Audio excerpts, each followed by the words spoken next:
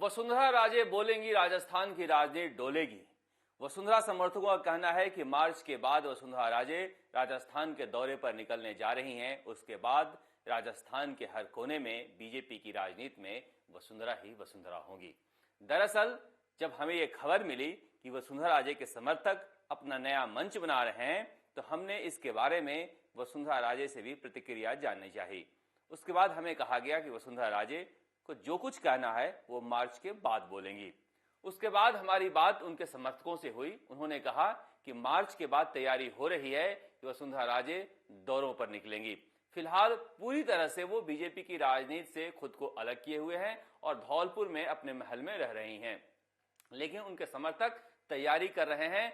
उनका कहना है कि अगर बीजेपी को राजस्थान में जीतना है तो वसुंधरा मजबूरी है, वसुंधरा जरूरी है, और यह बात वो दिखा देंगी जब राजस्थान की राजनीति में मार्च के बाद उनके दौरे शुरू होंगे। तो जो भीड़ निकल के आएगी, उसके बाद बीजेपी आलाकमान की आंखें खुल जाएगी कि राजस्थान की राजनीति में भीड़ खींचने का आकर्षण किसके पास है।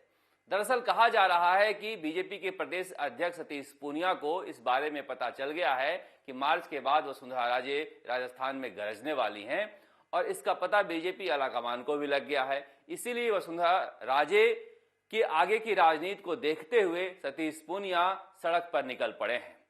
सतीश पूनिया दिखाना चाहते हैं कि इस तरह की भीड़ और इस तरह का तमाशा जब चाहें हम राजस्थान की सड़कों पर कर सकते हैं। इसीलिए राजस्थान की सड़कों पर इस तरह से सतीश पूनिया का शक्ति प्रदर्शन चल रहा है। अब कहा जा रहा है कि बीजेपी की राजनीति में क्या वसुंधरा राजे वर्सेज सतीश पूनिया की लड़ाई मार्च के बाद देखने को मिलेगा।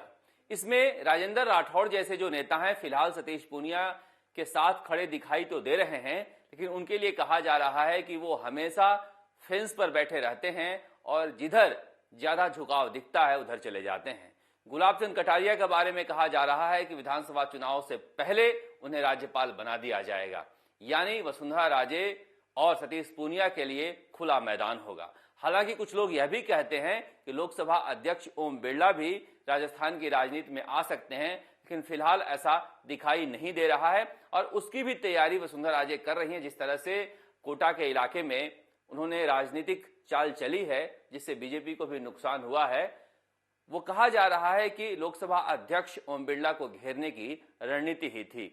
लेकिन 2020 कांग्रेस के घर के अंदर की लड़ाई का रहा, तो कहा जा रहा है कि 2021 बीजेपी के घर की लड़ाई का होगा, क्योंकि वसुंधरा राजे को अगर 2023 के लिए तैयारी करनी है तो 2021 में इसकी शुरुआत कर देनी होगी। और वसुंधरा राजे जिस तरह की नेता हैं वो चुपचाप बैठने वाली नहीं है, पूरी तैयारी चल रही है। लेकिन बड़ा सवाल ये उठ रहा है, क्या बीजेपी आलाकमान सब कुछ माफ कर देगा?